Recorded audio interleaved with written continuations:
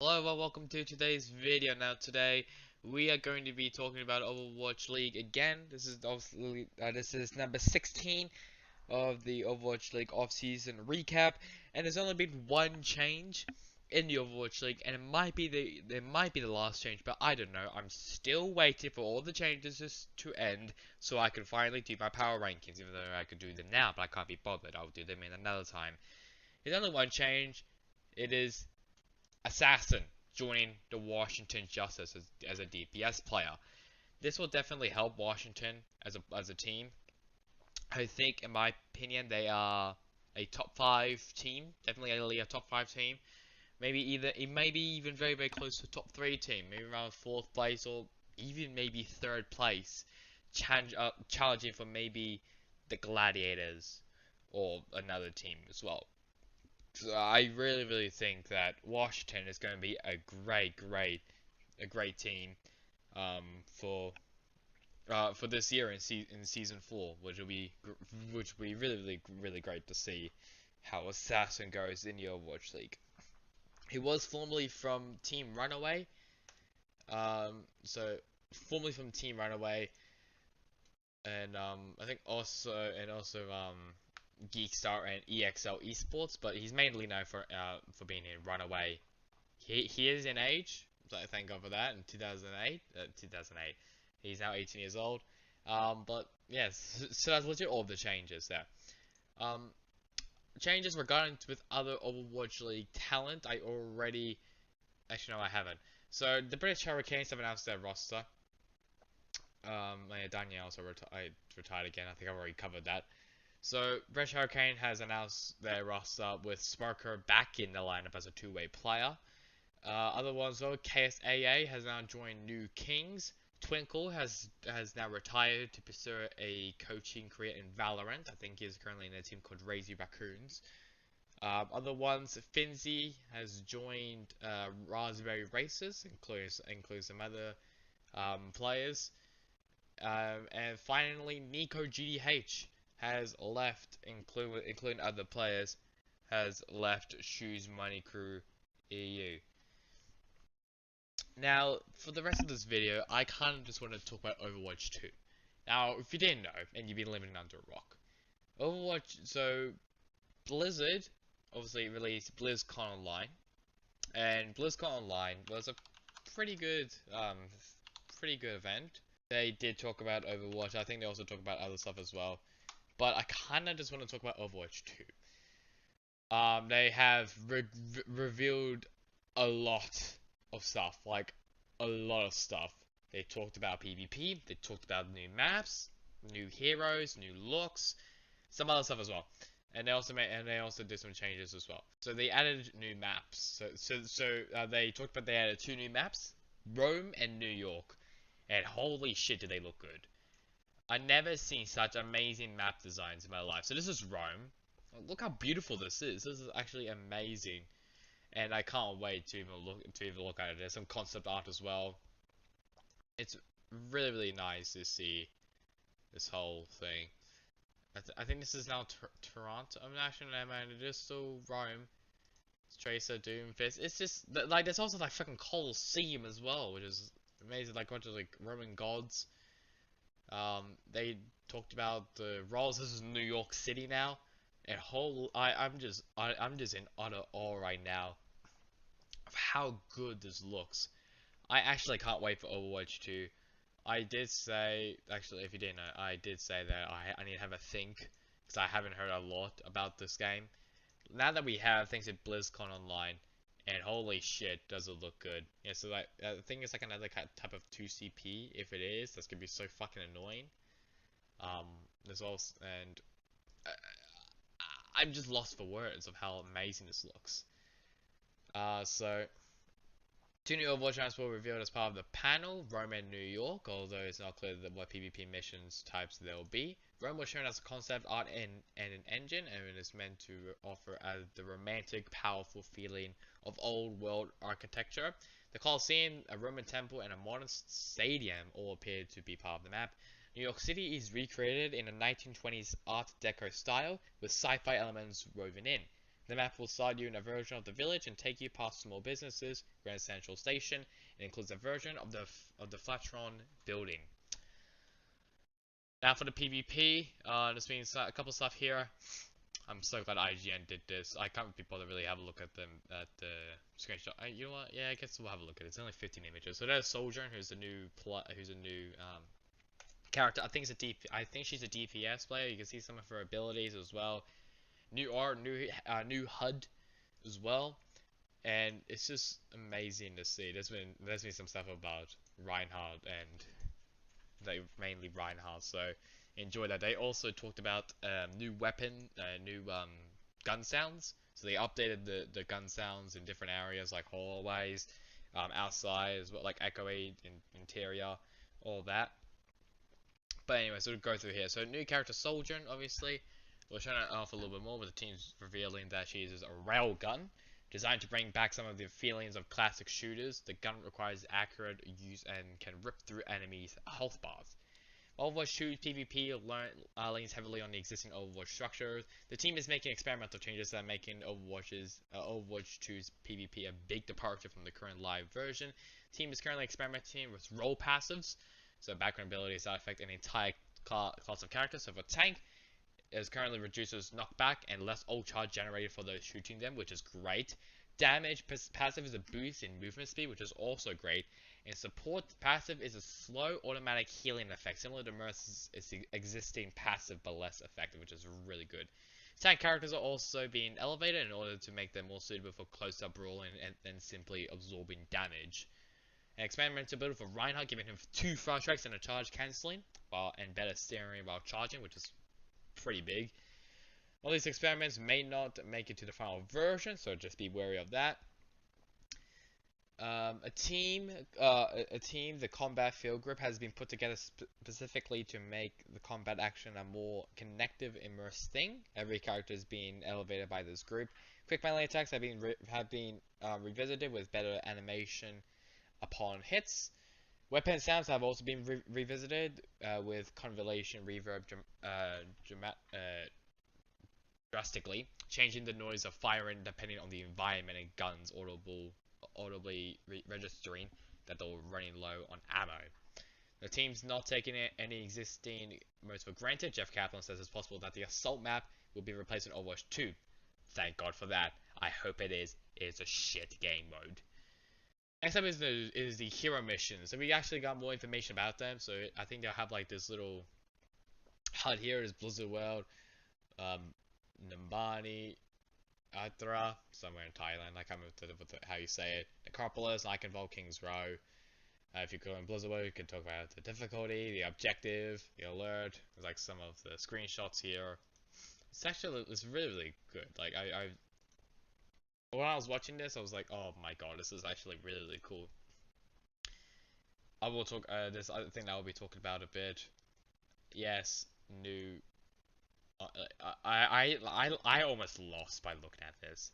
It was different types of weather, types of like a sandstorm, winter, even here like day to night, at dusk, California sun, La La Land. It was just like, oh my god, raining as well. It's beautiful. It's absolutely beautiful. You see more like Hollywood, Havana, Toronto, Numbani. 2 Numbanis actually. Kings Row, Venice. Like, it's just crazy. It's great art. Hero missions are the game's replayable co-op PvPs mode, which has been designed to intends new players who might be less interested in competitive play. Hero missions have been designed as a place to level up your heroes. The team plans to make hundreds of hero missions, which can be played night after night. Hero missions will contain light story elements. Every existing map will be used for hero missions, which is great. Some maps will have brand new areas in hero missions variants. For example, a payload in the King's Row may move along a different route to usual, revealing that a normally gated off section opens, which is amazing. The same maps can be played with different objectives and different enemy factions. Hero missions will be playable at different times of day to usual. Every map has daytime, sunset, and night variants, which is hero missions can also see dynamic weather conditions like like sandstorms, snowstorms, and rain. Oh my god, I'm just losing. Weather conditions will be shown on the world map before planning the mission, allowing sort of type of it, allowing you to pick sort of heroes. So like Widowmaker Hanzo would be good for a sandstorm, because of poor visibility. Hero missions objectives can types include gather and return, where you can collect canisters from across the map and safely depose them at the market location. That's basically kind of like capture the flag. Campaign details. Show you the images there. These are just some animations that they showed off, which is great. Like escape the temple. It's just like, oh my god, it's absolutely beautiful. Like I think there's gonna be a lot more cutscenes as well in the game, which would be amazing because I do love cutscenes. This is gonna be very different compared to Overwatch 1, and hopefully it will be amazing. There's a little F1 there as well in Monaco. There's Gothenburg as well. Um, I think it was like Toronto that we talked about. So there's Toronto, and like the snowstorm will be building and building. I don't know why soldiers hugging Winston, but yeah, that is. There it is. Overwatch 2's campaign centers the members of Overwatch being brought back together. Every mission will feature cosmetic intros and outros, which will be really cool. Musical themes have been composed for every playable hero and every location, which is interesting. Every story mission is set in a custom-built map and are described as absolutely gigantic. The India map features the team escaping from a temple as a fire causes element of the map to fall apart. In the India's map, story takes beats from recent Overwatch comics. The Gothenburg map will include a section set inside Torbjorn's workshop. Toronto map will place during the null sector siege and take place during a snowstorm. Hero lineups are completely set for story missions, meaning players can choose from a selection. I think this is also I think it's actually the first time that we can't play the villains, so the Talon ones. This one is hero progression screenshots. So this is just there's basically like this like little tree, I guess. So for every character, yes, that is new for Soldier. He does have a beard and a mustache. That's just a weird one. Mercy as well, which is basically 2016 Mercy. If you don't know what I mean, you should probably go look at it. Electric Trapper Junkrat, and the boss being electric is like, oh, it's amazing. Hero progression for PvP modes have been substantially built up since the first shown at BlizzCon 2019, with every hero now given separate talent trees. Each tree is gearing towards a different named build. Reinhardt's tree, the three differences are called Crusader, Juggernaut, and Guardian, while Soldier 76s are called Commander, Rifleman, and Vigilant. Each tree seems to have 7 tiers to progress down, unlocked with skill points. Trees have allowed the developers to break their own established rules for characters. We even see Mercy's use of all of effect resurrections, which was stripped from in 2017. New abilities include double generator launches for Junkrat, the abilities for Mercy to fire explosive blasts up from her staff, and Reinhardt being able to pin multiple enemies at once, and weapons can also gain elemental effects. We see Reinhardt's Fire Strike become Freeze Strike, and versions of Junkrat's Traps having electrical shots. The new, so some characters do have new looks. Obviously we knew some of them, like Lucio, Tracer, May, Winston, Genji, some other ones, but this time it's going to be Widowmaker, Reaper, McCree, and Pharah. So there's McCree here, more, like a little more hair, more like beard and mustache. Pharah, it kind of looks the same other than just blue and white. Reaper looks very different, with like the grey cloak and a different type of mask. And Widowmaker, hair is completely different, the guns is completely different, the headgear is completely different. It's like Tracer, it's Mercy, it's Lucio. I don't understand that short hair for Mercy, it looks weird, it looks like Karen. Okay. So the team showed more of the changes. McCree now sports a full beard and visibly older, and sports a more armored look. Farah now wears more of the original Overwatch's blue and white colors, has a translucent visor to allow for more emotions to show. Reaper is now fully armored, wears more metallic costume. His mask is altered color. Widowmaker has been given more of a cyberpunk aesthetic, and her ponytail is now a huge braid, so that'll be a pain in the ass.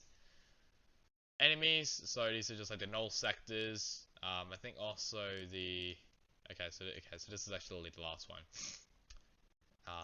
So these are mainly the null sectors that they have here. This one is like kind of like an orb near the objective, which will explode on impact. As well as just like a purple smoke. A puller. I found like I don't understand this, but they'll have like these three orbs flying around it. That one kind of looks like Samus, I'll be honest. That one, well, you need to be careful, otherwise it will explode on you. Some more stuff as well. So those are like the damaged states of it. It's pretty cool. It's really interesting as well, and hopefully, at some point when they actually fucking release the game, I would definitely be playing this. Overwatch 2 teams, the Overwatch 2 team felt PvE enemies weren't interesting enough for the 2019 build. So they did some work on it, making more engaging to fight. Enemies now react more to being shot at, even losing body parts and continuing to fight. Large enemies have weak spots that can be exploited. Enemy reactions can cause chain reactions. Shooting one enemy into another can cause them both to stumble. And entire rooms of enemies can be affected with the right abilities. The team is also experimenting with elite enemies, which don't just add extra health or damage output to existing enemy types, but change their weaponry abilities or behavior. Different missions will see entirely different enemy types appear. The Breacher is a walking bomb that slowly moves towards its objective and must be destroyed before it transforms and detonates, such as this one. And the Puller is a creepy blindfolded enemy unequipped with 3 orbs that act as a tractor beam, pulling you in and downing you unless stopped. So that one. So this is the Puller. A lot of exciting stuff for Overwatch 2, which is great to see, and I just hope that the game will actually be really, really good. So hopefully that'll be the last change for Overwatch League. If not, I'll be back here and talking about it. So that's it for me now. I hope you guys enjoyed the video. Catch you guys on next time in the next one. Goodbye.